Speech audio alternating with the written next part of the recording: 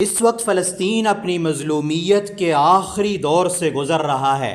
انبیاء کی مقدس سرزمین کھنڈرات کا مجموعہ بن چکی ہے۔ چاروں طرف سے ایک آگ ہے جو اس پر برس رہی ہے۔ مسجدیں، معبد خانے، سرائے، ہسپتالیں، اسکولز مٹی کا ڈھیر بن چکے ہیں۔ انسانوں کا ایک قتل عام ہے جو رکنے کا نام نہیں لے رہا۔ ہم آئے روز وہاں سے اٹھتا ہوا دھواں، جلتی ہوئی آگ، کٹے ہوئے اعضاء، جھلسے ہوئے چہرے، ملبے کے نیچے سے آوازیں دیتے ہوئے مظلومین، خوبصورت مگر سرخ رنگ میں رنگے ہوئے بچے، اور منڈیوں میں بکھرے ہوئے آلو، پیاز، گاجر کی طرح بے گناہ مردوں کے ڈھیر، اور امت مسلمہ کا بہتا ہوا خون دیکھ رہے ہیں۔ اس کے مناظر ہمارے موبائلز میں، سکرینوں میں، جیبوں میں، اور 57 اسلامی ممالک کے شہر شہر، گلی گلی، اور ہر گھر اور گھر کے ہر فرد کے سامنے موجود ہیں۔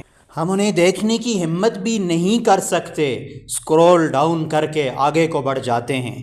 مسئلہ فلسطین آج کا مسئلہ نہیں ہے، بلکہ یہ 80 سال سے چلا ہوا امت مسلمہ کا ایک اہم ترین مسئلہ ہے۔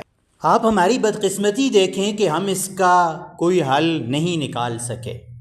اچھا، حالیہ شدت پر ہم نے آوازیں بھی اٹھائی، احتجاج بھی کیے، ہمارے میڈیا نے ابتداً اس مسئلے کو خوب ہائی لائٹ بھی کیا، ہم نے بے شمار لوگوں کو باہر بھی نکالا، فلسطین کے حق میں نعرے بھی لگوائے، اور شاید ہی کسی مسئلے پر اتنے لوگ گھروں سے باہر نکلے ہوں جتنے اس مسئلے پر نکلے ہیں۔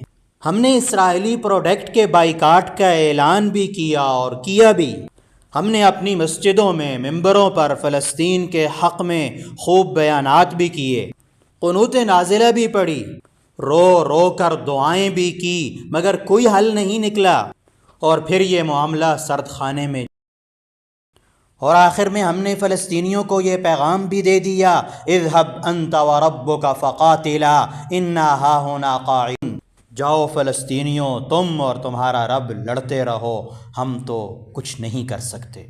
سوال یہ ہے کہ کیا اس مسئلے کو اسی طرح چلتے رہنا ہے یا عالم اسلام کو اس پر سوچنا ہے؟ اگر ہمارا حکمران طبقہ مجبور ہے تو کیا علماء بھی مجبور ہیں، مذہبی حلقہ بھی مجبور ہے، اور عوام بھی مجبور ہے؟ ضروری نہیں ہے کہ مشینری طاقت ہی کی بنیاد پر مسئلے کا حل نکالا جائے گا۔ حل کے اور بھی کئی طریقے سوچے جا سکتے ہیں۔ اس کے لیے عالم اسلام کے مذہبی حلقے کو، علماء کو، عوام کو متحد ہونا ہوگا اور ایک ہی مشترکہ لائحہ عمل کی طرف بڑھنا ہوگا۔ اس کا آغاز پاکستانی علماء کر سکتے ہیں، مولانا فضل الرحمن کر سکتے ہیں، مفتی تقی عثمانی صاحب کر سکتے ہیں، اور ماشاءاللہ اپنے طور پر کر رہے ہیں، مگر اس کے لیے ایک مشترکہ، ایک متفقہ، ایک ہی لائحہ عمل طے کرنا ہوگا، اور پورے عالم اسلام کے دینی حلقے کو مل کر کرنا ہوگا۔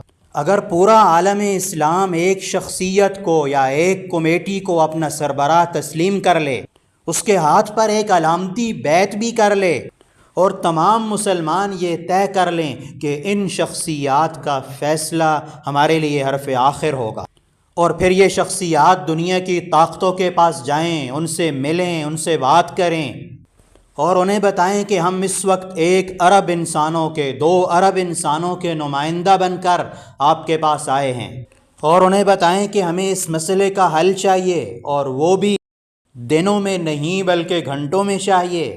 یہ دنیا کی طاقتور اور بزدل قومیں اتنی مؤثر اور طاقتور آواز کے سامنے نہیں ٹھہر سکتی۔ اس کے لیے ہمت چاہیے، طاقت چاہیے، اور ایک بڑا اتحاد چاہیے۔